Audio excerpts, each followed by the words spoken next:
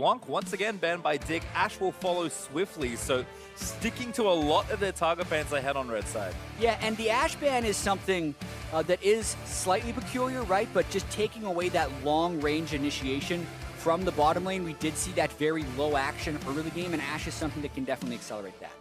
Well, TSM also switching it up already here. Not going to let Kalista go through again.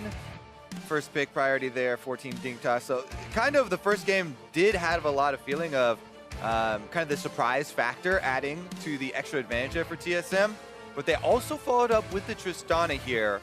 Now, this is interesting for the AD carry meta, kind of, because it does whittle it down. Xayah has actually been rising in priority very, very quickly across the rest of the world as well, and still available here, even though Rakan is banned out. Yeah, another thing that is available that was banned out last game is the Twitch. So Maokai was one thing that was switched out and very early picked by Team Dignitas for that early game power, but I'm very curious to see if they take that away based on the current AD carry bans. And if you guys didn't see the Team Dignitas games versus Cloud9, the Maokai was only for Someday in the top side. He played it over and over. He lost in CS, but he was still a huge part in the team fights and was able to get substantially tanky in those. So we do assume that it will be Someday again, but again, you can flip the switch and swap it to the jungle if you really need to get a better matchup. And I think if you're investing this much in banning out bot laners, you do need to try and take some priority, and Kog'Maw is actually the pick. I thought they might steal the Twitch, but instead they take the Kog. Yeah, there's Rakan, there's Kog'Maw, there's Twitch. There is a whole pool of effective AD carries below what we see banned as far as priority. And this does change the way you play the game a little bit, but it doesn't actually need to change the team compositions. These champions can still be fairly effective with huge tank lines in front of them, rather than the Ardent Sensor supports that we have also seen so much of. And what we're seeing Team Dignitas do is go back to some of their strengths that we've seen. They're not boxing themselves into early game only, to setting a timer for themselves. They have Twitch to carry late, behind that front line you talk about with the Maokai. Just a very solid here kind of reaction from Team Dignitas to get maybe their footing a little bit back in this series. And Twitch Thresh is actually the selections there for them, so completing a bot lane and denying the Thresh from Biofrost. We'll see exactly what he wants to do, and I think if Jat's kind of early predictions on Game 1 and this draft are correct, TSM should complete their bottom lane here, and with Braum highlighted and now selected, they will do that. Braum has been one of Biofrost's favorite champions. He has a ton of plays on it. He loves coming in to save the day at the last second there for Double, trying to create those highlight plays. You say it's his favorite champion. It's one of TSM's favorite champions for Biofrost. He actually doesn't like being the meat shield, but they always tell him to play it. Agree that it is very effective for them and is very strong at doing Kog'Maw, but pace your time. The skeleton we talked about of duo lane being picked and then a potential jungler is actually with both teams. They have the flex top jungle as well as the duo lane, which means this revolves heavily around counter picks in the mid lane. I think we're going to see a bunch of top lane bans here and maybe even a power pick top lane by TSM with their first pick after. And that's kind of the fun thing. Now in phase 2 of these bans, how good is your read? How good is your preparation to ban the right things and set up this next phase of the draft? When you tell someone about the 10-ban system, this is the kind of nuance you want to see. So it's great to see these two teams go head-to-head, but Renekton, Orianna, plus Galio and Cho'Gath are the 4 bans left, so TSM with a pick. Right, and Cassiopeia is actually left unbanned, which I'm very curious about, because that seems like something that gets early picked very often. But so is Syndra, the classic here for Bjergsen. Definitely could apply that solo kill pressure. It is one of Keen's best champions as well, and with how versatile Bjergsen is, they're going to dare Keen to counterpick it now, because Cassiopeia, the highest presence mid laner on patch 7.16, unbanned. How many bans against mid lane? Just the Ori and the LeBlanc, so still a large pool to pick from. I think that's where we're going to see Kobe. There we go. They will be traded. Kind of the 2 premier mid laners left up. And Team Dignitas can round it out with a swap here in the jungle if they really felt like it, but I feel like the Maokai is still going to stay up there, and, Gragas is available, which would theoretically be kind of the go-to pick here for Shrimp, but they might decide to switch it up. I don't see any reason to switch it up because he's such a versatile champion who does so many things well. Yeah. The Nunu is a Shrimp classic as well. If they're looking to do these big brawly team fights with the Maokai Twitch. Oh boy, this is extremely similar, maybe even identical to one of the compositions they used against Cloud9. If I just need to see the support, the only difference from Game 2 of their Cloud9 series is a Thresh instead of an Alistar for Team Dignitas, so something they're very comfortable with playing in the teamfight phase. And certainly have played a lot of Maokai Nunu, plus whatever carry Altec gets his hands on, as Gragas will be selected there for TSM. That should go... Actually, I don't know. We'll see exactly what Haunter and Sven want to play. Yeah, I would assume that the Jarvan would be in the top side, but that's just me. Like him into Maokai, you know, shred a little bit of the armor, and Svenskeren would be able to take the Gragas. But again, that's why I really assume that it was going to be the Gragas pick for Team Dignitas. Yes, they do love their Nunu, right? And it does give you blood boil for the late game. But not only are you not picking up the Gragas for your early playmaking for yourself, but you give over the duo here to TSM, where Gragas and Jarvan are constantly traded by teams because of the power that those two have and the versatility that we see with playmaking. Now, Haunter and Svenskeren kind of get two of the premier champions for their roles. Look, if you're going to do Baron every game at 20 minutes, you need to be able to secure it. Can't get Kalista, had it in game 1. We'll have to go with the Nunu instead. I mean, it does fit the mold for what Dig want to do. I mean, they got chased off the Baron, and TSM got it, what, 23 minutes in the last game, and they are the ones with Cassiopeia now on TSM side, so the threat also for burning it down is there. Well, it'll certainly be a fun one to see, but as expected, TSM fall back to a much more traditional comp, much more team fighting centric here with some good opportunities, but Dignitas a very similar look, and this has been the type of thing, almost identically as you pointed out, Chat, that Dig have succeeded with all playoffs long. So if they're going to equalize the series and really make it an interesting one, Dignitas' time to do it is now in game 2. Yeah, and this game is so identified by the carries and the setup for those carries. Keen and Altec being protected by their front line versus Bjergsen and Doublelift being protected by the Jarvan, Gragas, and Braum. So as far as laning phase is concerned, I'm very curious how much of an influence Svenskeren can have over that, because the early pressure and the early ganking from the Gragas is so much higher than the Nunu. Also, I'm very closely looking at this game as a real indicator of the two power levels. TSM definitely had a big advantage as far as the surprise factor coming out of Champion Select in the last one, but these two competitions going up against each other is really going to determine a lot and kind of set the tone for the rest of this series. Is it actually going to be so TSM one-sided, or will Team Dignitas make their stand now? Because this is Team Dignitas comfort. They've used it before, they used it even during the regular season, and now is their time to really show what they've got. Well, right now, teams just kind of fanning out. Not too much vision put down there at level 1. Looks like TSM have a ward on the Gromp blue intersection as Bifrost has a peek there with the chair, trying to find a member of Dig, but only a ward in that brush. Looks like Sven is going to start blue. Shrimp should do the same, and we'll see if he changes anything at all. Not the most aggressive jungler for Nunu, at least as far as ganking goes, but certainly is expected to be in the enemy jungle. Yeah, early Drake is going to be a mountain, which while it is slow to solo, is very soloable. Shrimp's going to have early pressure on that. And I think if there is a lane that swings us more than any this game, it would be the bottom lane, because if Twitch gets ahead, he can get a lot of explosive moves off. The thing is with Nunu, you can't just blind invade on people. It's determined so much by the presence of your laners. Some of the nerfs hit Nunu right at his health stat early on in the game, and you can be collapsed on, you can be killed. Contrary to popular belief, with everyone always complaining about the champion, we have seen, and especially Shrimp and St. Vicious do prefer a little bit more of the farming early on rather than, you know, trying to really create anything yourself. Yeah, and it doesn't look like we're going to be seeing much of an early move from Shrimp, even just because Haunter scouted him out early game. He invaded for the ward expired, he then checked him to confirm that he was starting blue buff, and Svenskeren is also pathing to the opposite side of the map. So a low conflict jungle start fairly likely, and TSM doing a lot to keep tabs on him. Look at that shove by Bjergsen, moving in to get a ward on red buff. Maybe even think about harassing him. He would have had a window too, but Shrimp was just saving all of his health gaining abilities. Steals the blast cone at least, so it denies some mobility, although Shrimp's going to go the long way around now and check this right-hand side of the jungle. Only a Gromp that we can see as Adrian lands a nice flader in onto Bifrost, but TSM investing a lot to try and track this Nunu in the early game. Yeah, they didn't manage to actually track him at red. Bjergsen opted to trinket short rather than in the red buff. Yeah, you kind of assume that route, though, with the camps that they have discovered. And like you talked about, the early information that TSM got, this is kind of the assumed continuation. That's why Bjergsen went to go blow that blast cone, so there wasn't any early dragon. But now there's a good position for Svenskeren behind Keen.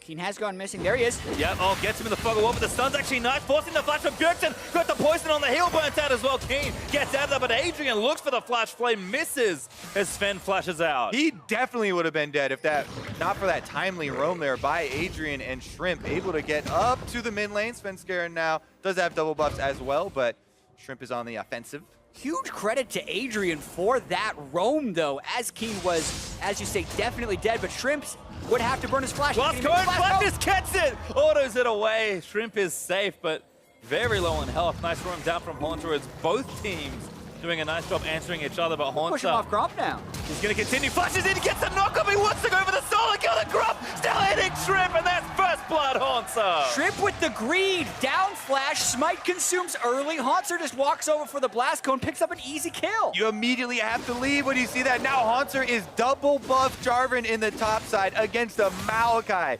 Dream scenario for him. We'll see what Someday can do about it, because even in their games versus Cloud9, Someday was heavily down in CS and tried to right the ship as far as team fighting, but this is definitely not what Dig wanted in game number 2, where this is supposed to be their game to gain some momentum back and try and show what they can do with a more standard team fighting comp. But here comes Svenskeren as well. Great Sapling doesn't quite see it, but Sven's going to try and connect here Someday with a flash, uses it, body slam, tagged a minion.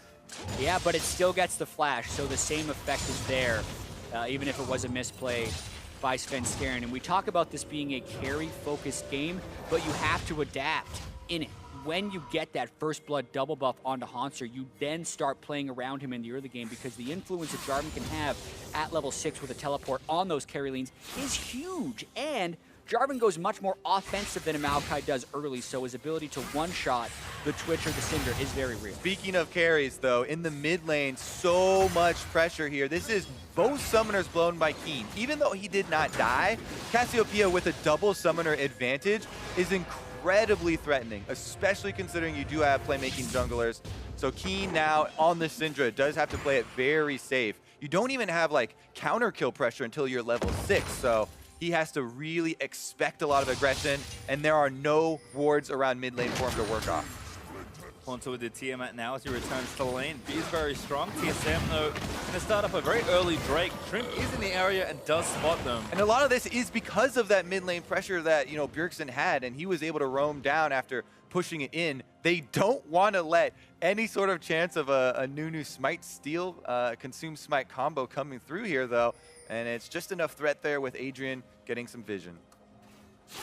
Keen is forced to play remarkably defensively now, though you can see just how far back he is off this wave. Is Bjergsen able to play up safely with both his summoners up, and even level 6 as well for the ulti. Alsec playing up, but as a Lantern there is trying to get the harass down in onto double lift as they push the minions in towards the turret.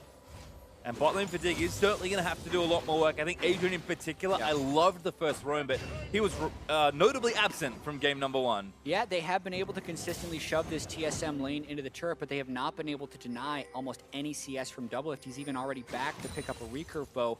And Dig is actually staying here, hoping for some Doublelift greed. He has no flash. Well, now he has no heal. Yeah, using the heal there, you do get to actually hold on to the gains of health, right? So it's not the worst summoner to blow in that case. Plus, just with the move speed, he's able to get out of any sort of flash play. AJ doesn't even have flash, so that wasn't going to be there. And it's just going to be that little bit of a gain. And man, the tables have turned. That Nunu is getting pushed around the map. Can't control his own blue.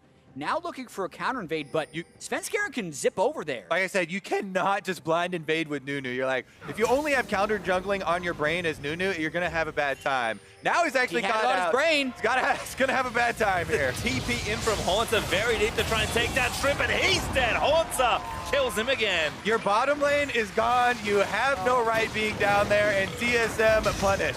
TSM a few steps ahead of Team Dignitas, even from the very start of this game. Shrimp in too much of a pattern with Nunu, thinking he can kind of go wherever he wants. He can't. His early health pool is being attacked pretty hard by TSM right now. Ben does have his smite here, but just trying to time Gotta it be right. careful. Just save it. There's no need to go for a perfect smite there and let the poison, like, some weird dragon regen or something. Okay, he waits to those well within smite range. 400 there, secures it for TSM. Aggression again. Adrian gonna get stunned. Hook lands, finds Biofrost as Double gets exhausted. Trim back in the mix with Double Lift now gonna get chased out with no summon as he's trying to get a counter kill, but he's not gonna grab it. Altec gifted a kill. Yeah, if there's a place for Team Dignitas to make their way back into this game, it's through Twitch and that bottom lane, because if Twitch gets ahead of Kog'Maw, especially with no Thresh to save the Kog'Maw, he can go into Camouflage, open up, and win those trades with a lead. All the other lanes struggling here for Dig, and even with the CS disadvantage, being able to get that kill and early BF sword already picked up is what they're going to have to play around. Take another look at it. Adrian starting it off here with the double play. Gets just into tower range there, and as the stun comes through, he already got the hook off, so it lands. They get the flash out of Biofrost, they get the kill on the double lift on topside Haunter. Trying to get an escape on the blast cone here, and we'll be able to get out just nice. Sapling gonna chase him down, but a simple escape there from Haunter. Again, just kind of pressuring with the Jarvan, already with those 2 kills, scaling up nicely and building that CS lead. Should continually punish if left unattended there in top lane. Yeah, I also like the early Mercury Cheds pickup, so that the CC chain for any type of gank would be nearly impossible with the Maokai and Nunu. They'd have to send at least 3 people up there to get anything. And if they do that, they're losing so much pressure in the mid lane. That's one of the joys of having Bjergsen in the mid lane on Cassiopeia always shoving. Haunter's completely safe unless he overcommits in a 1v2. Again, and that CS lead in mid as Bifrost the target once more. Adrian juggling those stacks nicely, does not get stunned this time. Hook not going to hit though. Bifrost just ducks behind the mending wave, but the aggression is here for that bot lane. Sure, Altec is behind slightly in CS, but that kill's going to give him, even if not better on gold, as they're going to, again, try and be more mobile around the map. Yeah, Team Dignitas have to rely on team play in this game because the TSM laners are completely outperforming here across the board. So it's going to have to be the synergy for Team Dignitas, the 5-on-5, bring together the Blood Boil. Adrian looking to be the one to start the playoff again. Play around that bot lane, no flash on Bio. Oh, ulti is going to miss. Bifrost not quite there with the angle. Altec lets it rip with the spray and pray, but not enough damage there. Bjergsen and Sven threatening once more. Yeah, and the TSM lane here is playing the lane very conservatively. Doublelift going for the Rage Blade rush on the Kog'Maw, which is one of the less strong laning openers. You're going with a recurve bow, a pickaxe, eventually a blasting wand into a Rage Blade. There's no help during that build like you get with a Blade of the Ruined King build, or even a Wit's End build that allows you to get a little bit of magic resist. So the fact that he's still up in CS in this lane and their turret is so healthy means a one strategy by TSM in this bottom lane, even if they're getting pushed in. Yeah, I would say it's painful to sit on a blasting one, but if you're just building the parts, right now he hasn't really gotten to the painful part of Rage Blade yet. The painful part is waiting for the completion and the blasting one actual part. Altec actually gets... Great scan, flash forward to get the stun. Bifrost in there as he gets the exhaust down. Trying to stun the artillery's enough. TSM turn around. Adrian stunned on the other end. And meanwhile, topside Bjergsen. Flash ultis onto Sunday. Diving under the turret. Sunday is going to melt. What a play from TSM is keen. It continues, Space Tree! Not done yet. Bifrost again going to try and run. Interference stun is barely going to miss double lift. Just a bit short as Bio absorbs the ulti. And everyone lives from TSM. That series of events makes you feel like this series in the playoffs is not going to even be as close as we thought it was. TSM completely destroying on both sides of the maps, on offense and on defense there. Bifrost with the unbreakable at the last second even just adds a little bit more insult to the play. It also pays off in first turret for TSM, beating Dignitas in the race. And you're absolutely right, Kobe. That just is a map win for TSM. They get a 2v2 kill, they dodge the mid lane gank, their mid lane gank works, and the gold is also going in all the right places. Watching this play again, the sweep to see Altec sneaking up on him, then Altec shorts on the lantern and flashes away, so a bit of a misplay. Didn't want to step forward to pick the lantern up in the first place, but maybe just a great play by TSM's bottom lane to sniff that one out, and then the top lane play. Bjergsen going for his first roam of the game. Cassiopeia, he's going to put some slick moves here on Someday as well to dodge out, just make sure he doesn't get knocked up. finishes the kill very easily with the extra speed boost from his poison there. And with that, TSM once again set up for a very, very good showing here. It is only 2,000 gold currently though, so no panic yet for Team Dignitas, but they're definitely feeling the pressure. Oh, TP in here deep from Dignitas. So they're going to try and lock down double lift. Double lift knows some, so in trouble. TP answer from Haunter. Biofrost going to try and defend, but it's 2v4 right now. Flash off from Shrimp. He's going to go, but Haunter trying to get some damage done. Double. So out for a lot longer, but Altec finally picks him up, but Haunter traps 2 in the cages. Bjergsen has roamed his way around. This looks bad for Dignitas. A double kill for double and a kill there for Bjerg, making it 3. What you're gonna do, you're gonna make a TP play, but you don't actually have a TP advantage, and they still have a lot more gold in their pockets than you. So they do force a fight and get a kill onto a carry, but they give a lot more back because TSM had all the tools to respawn, and they did. All right, I assume as well, even though we're going into the replay, a Cassiopeia and a living jungler means that TSM could even get a Drake after this play. Here's the initiation though. Team Dignitas are feeling like they're falling behind, so they want to create a play on the summonerless Kog'Maw. But on display, the Kog'Maw passive, double lift, even though he does go down first, he gets to kill people off while he's dead. With the double kill there, nice assist with the Haunter Cataclysm, keeping them in place, and TSM do collapse for the advantage. Credit to the immediate control ward that Biofrost placed when he saw Sumday's TP as well, saying, Haunter, help right now. About a second later, he teleported in, but still a pretty quick reaction. There's a cannon creep waiting. Just hit that and then hit the TP button. As Rage Blade is now finished for double lift. We saw the Abyssal Mask finish earlier for Bjergsen, and he's working towards his next item. And Haunter as well has been the beneficiary of pretty much all of the plays. Very close to 100% kill participation in this game, and only getting stronger as he ramps up in damage and in tankiness. He's kind of got a cornucopia of items right now, but they will finish very quickly. Yeah, and this is just more of TSM executing on their pre-series plans. The first picks or the power picks they've given over to the opponent, like this first pick with Maokai, they've had good answers to. I mean, Haunter has been the beneficiary of some plays, but he also made a lot of these advantages himself. He's had the lane shoved so he can roam. Then he gets the double buffs, and then he makes it work from there. So a lot of good plays out of Haunter and a good pick into Maokai. Yeah, definitely comes back to the question marks surrounding giving over both Jarvan and Gragas. Those guys are so versatile. Haunter, as you said, he created a lot of it for himself. He went after the jungler. He kept up his jungle invade. It was 2 parts. He blows the flash himself. Then he goes and finds him at the Gromp, finds him with the Scryer's Bloom, and completes the kill.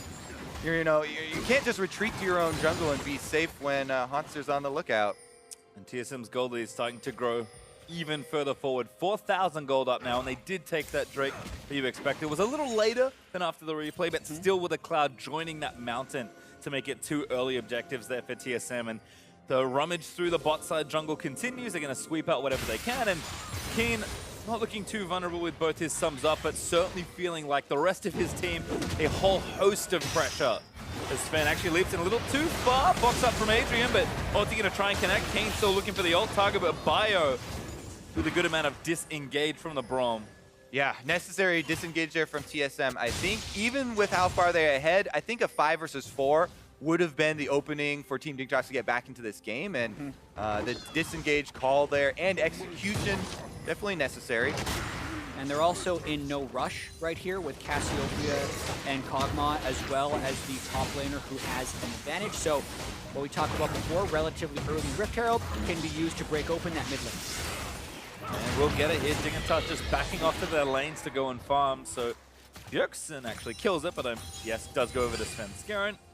Maybe even Haunter if she's the one that picks up the buff. But we'll find out in just a second. I imagine TSM have plans for that Rift Herald already.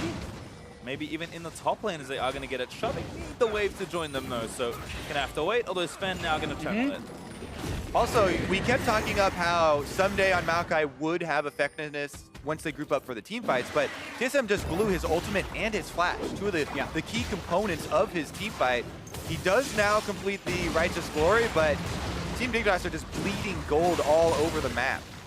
Yeah, another turret trade is not a trade, it's just a take by TSM right there, because they had the Rift Herald, it preempts the minion wave, it means the backdoor bonus stays, and then they didn't want to tango with Haunter's 2-0-4 Jarvan in a 1v3.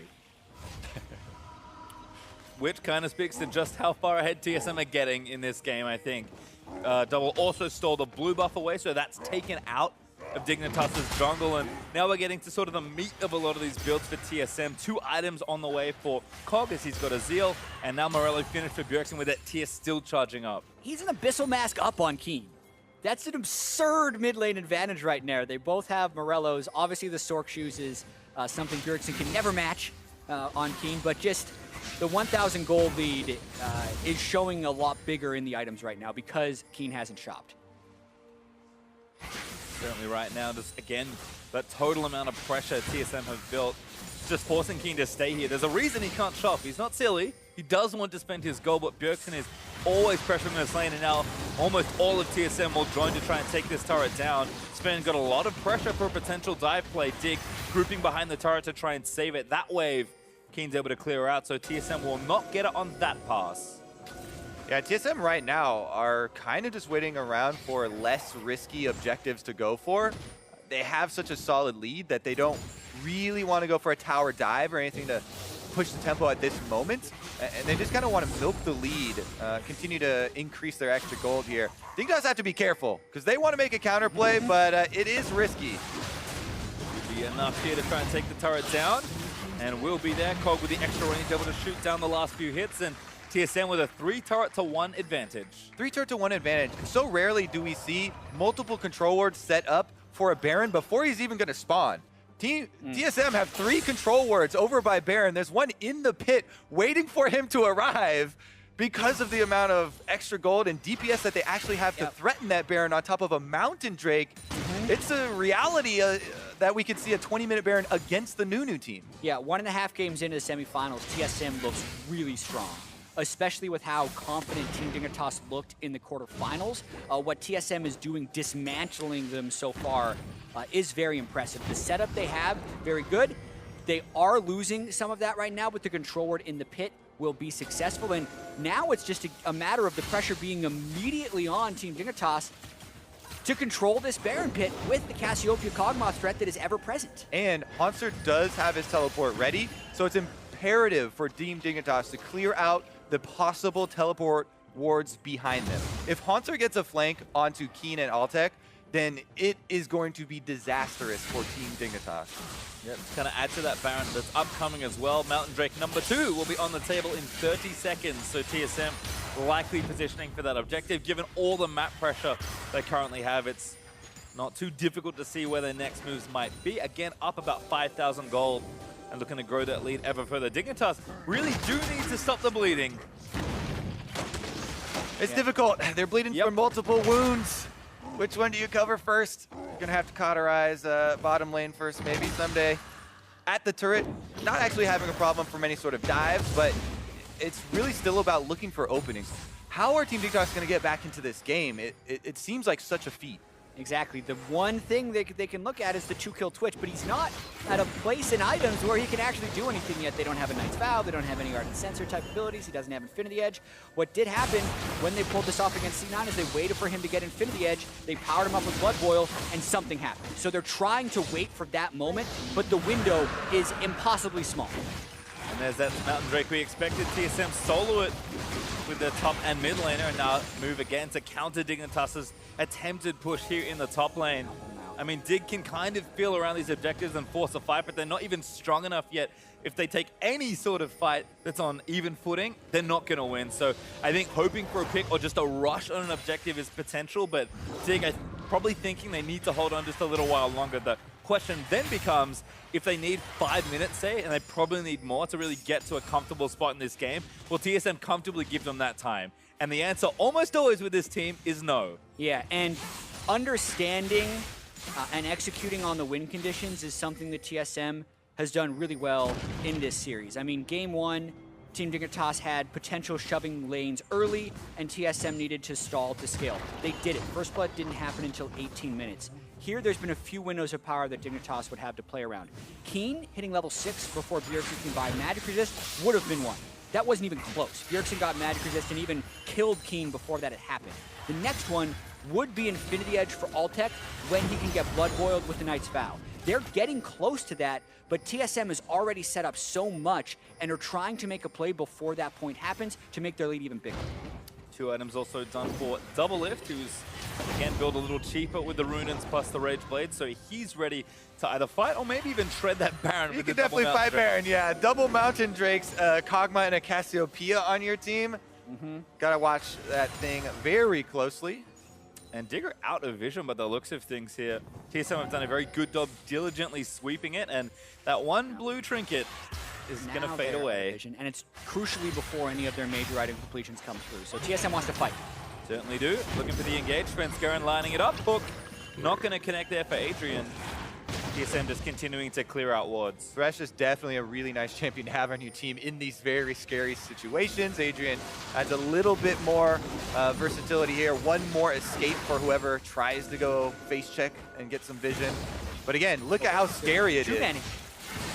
Yeah, Haunts is actually waiting for a flank TP, so they see Cog and they think maybe they're not on it. Sven took a lot of damage, but there's a TP in Trip. Gonna try and assassinate the jungler. Goodbye, Nunu. As Bjergsen able to get that kill. Bio takes some damage, but he tanks it with the Unbreakable. Haunter leaping onto the flashing Adrian, but Haunter follows with the Cataclysm. Adrian stunned and killed as Sunday lets the ulti go. Altec might find a flank here, but it's not enough. Huge double belly slam from Svenskeren. Bjergsen on a rampage, takes down everyone, and that's an ace for TSM. An ace, a Baron, and possibly breaking through the entire base of Team Dignitas here in game number 2. TSM are making this series look extremely one-sided. Haunter's taking the shortcut, says, you guys got this, Baron. Double is not even helping. This is just Bjergsen and tanks. Shows you the power of this comp right now and how willing they are to make the play. They are pressuring 3 points at once. 2 lanes pushing, and Baron goes down all at the same time for Team. He's out of there. Stationary target, and the prediction from Adrian doesn't even delay Haunter from taking that inhibitor. He doesn't flinch, man. All that MMA training. Well, let's just engage again here. As Dig, they just had to do something. This is a really smart start from TSM and a great turn as well. Oh, gosh. There is no option there for Shrimp. That was an incredible layering of CC. The miasma comes down right after the body slam knockup came down, and then they got him right into Bjergsen, so he's immediately dead. And you see how quickly the rest of the team collapsed. Yeah, the tag onto Thresh as well from Braum into waiting post-flash, into Bjergsen having his ult flash ready to go for the backline right as Twitch is about to open up. TSM's firing on all cylinders. Svenskeren on that Gragas, very key playmaking from him as well to make it look so clean there. And now all of a sudden we have 10,000 gold ahead for TSM and rampaging with the Baron as they push down towards his spot side. Haunter still split pushing in the mid lane, and Dignitas are about to lose pretty much everything around this base. Oh man, 11,500 gold. QSS completed onto the Kog'Maw. It's getting a lot worse for Team Dignitas. Actually, it also made me kind of sad to hear that Biofrost personally doesn't like playing Braum because he has played Braum so well. He plays it so much, too. I know, that he's his most played champion for the regular season, and TSM definitely had a success with it. Bop in. Bjergsen needs to be protected, but he gets stunned up enough to die. Haunter diving into the backline as Altec is trying to get the DPS out, but Dig, I think maybe too far behind. His double lift already grabbed the double. Altec, no, still surviving. Haunter does go down on the other end. It might be too far forward for TSM, but Altec, the only one left. Double lift grabbed the triple, and Altec just limps away. Pretty bloody fight right there, but TSM prevails even with Bjergsen getting caught up in the middle of it. 2 inhibs before 27 minutes. Yeah, and Baron buff means it might even beat Nexus. Yep, gonna try to take it down. Altec life-stealing and trying to deal with the super creeps, but that might not be enough time. Sven gonna start the next one. 10 seconds left for Keen, 1 second on Trimp and Adrian. They're back to go, but TSM take both Nexus turrets. Can they get out? Adrian, no flash, needs to find something. This will be one big chase down with a snowball, but Biofrost dashes out and TSM walks away. Oh no, the garbage can is chasing us. Drake kicking in, and Biofrost and the rest of the team able to recall back. Oh man. So I almost feel like it's time to start thinking about game 3 with the 13,000 gold lead and the 2 inhibs down. Finding a way to sneak back into it, because we talked before this game about this being a better judge of how close the series will be, since this is something where Team Dignitas is comfortable, but these last stands are just that, last stands, and then they're probably going to lose after that. Everything gets melted through. Concert is barely ticked down, and they caught Pure. That's all they got in the cost for 4 players as well as another. Altec was just trying his little heart out right there at the end. He's got so many autos off into this front line of TSM, but not able to make any meaningful headway in the health bars. And they're back at it again. Yep, next hook doesn't find a juicy target, instead just spin. TSM assault the last inhibitor turret in mid lane. No Baron, but they are just willing to tank it up with Concert. He has hit the Stone Plate power spike as well. Oh my god, he's just going in, a huge Cataclysm! Pretty much locks up everyone, and Doublelift just fires away! Keen able to get the kill, but Doublelift left alive. Bifrost, the wonderful for TSM, and that looked easy! TSM just gonna walk towards the Nexus and take it down. Doublelift just picking up Adrian for a little bit of extra gold and style. As Hansa TP still war, TSM celebrate around the Nexus as they take game number 2. It looks like business as usual there for TSM after game 2. No elation, one more game, and they would be into their 10th consecutive NALCS final. That is a lot, to say the very least. There was a lot on the line for this team, both historically and individually. A team that has already collected more awards and wins than any other team in NA is looking to, again, rewrite history in the NALCS. It looked like it's heading that way very Certainly quickly. I was like, get out the pen, turn the page, get ready, because TSM don't look like they're slowing down at all. Little joke there about the trash can Nunu skin at the end, but he didn't get much done with the Nunu, and even though that was successful for them before, we talk about counter jungling and jungling in general as so much team oriented. You really need more pieces than just that, and just kind of banking on Blood Boil later to come out with a victory. And this was a deconstruction of Team Dignitas, is what TSM really did to them this game. Game 1 was close because they were scaling. This one, they just kind of matched up with similar styles and obliterated them. So it's really hard to bounce back from that if you're Dig. So looking tough for game number 3, but we'll find out the result in just a second. TSM pick up another win in the series, so let's send it over to the analysts to get their thoughts. Thank you very much, gentlemen. 2-0 lead here for TSM. If you had any concerns around their form moving into the postseason, those should be assuaged at this point, as game 2 even more dominant than game 1. I mean, you kind of heard them saying during the toss that just if you're a Dignitas, this is very scary because you went for something that's kind of a comfort comp for them here, and it just got completely taken apart, like you heard Jat say, deconstructed. Yeah, it's not looking pretty for Dig. I won't give up hope because I just cannot give it up, but man, Never, man. There's still 3 games left to play, and all you need there's is still 3 3 victories. games left, so yeah, Dig's gonna be fine. But let's talk about the adjustments God, they made here in the draft phase. Swapping over to the blue side, we saw no Cassiopeia ban come through, which is something that we had actually kind of considered for the side of TSM. And yet TSM's the team that ends up with that champion. Yeah, I'm a little surprised to see Dig not put a little higher priority on it. It is true that Orianna and Syndra were both up, things that can match into the Cassio well, and if you're playing Bjergsen, maybe you don't want the Cassio super early as Keen. I can kind of understand that mindset, but they end up giving it over to TSM, and it's still one of the, probably arguably the best mid in the game right now. Right. yeah, Dig must really feel like, or someday really feels like he can carry really hard as Maokai. Like, I'm sure there's a team aspect thing going on with it, and he has had monumental performances on Maokai, so that probably was the reasoning behind it. Yeah, very much. I mean, no question that his performance on Maokai in the past has been phenomenal. We've seen his ability to pick the right fights really come through for Dignitas in many different situations, but they didn't even have the kind of gold discrepancy that would allow them even fights in this game, right? TSM, they really got out to a lead early. We saw Hanser with an early first blood coming through, playing Shrimp in his own jungle. Yeah, and this is a huge part of the game just because they just blew a flash mid for TSM. Shrimp gets caught out here with a nice roam from Hanser, having that push priority in the lane, is able to get his flash here, and the reason this gets even worse is because Shrimp wants to finish out, get a little bit more gold before his recall. Hanser stays aggressive, spots him with that vision plant, and then is able to get the kill. Right after this, they also go topside and take the flash out of Maokai. So in the span of about 5 minutes, you lose flash on both your solo lanes and kill this Nunu. The top side of the map is over for the next 10 minutes of the game. Maokai also has to teleport back. Jarvan walks back, so it's hard to force plays around the bot side. They still find one, but for the most part, Nunu got completely shut down after that 5-minute sequence. Yeah, it was fortunate for Dig that bot lane did force double his flash there, so Nunu could get a little bit of saving grace by a bot play.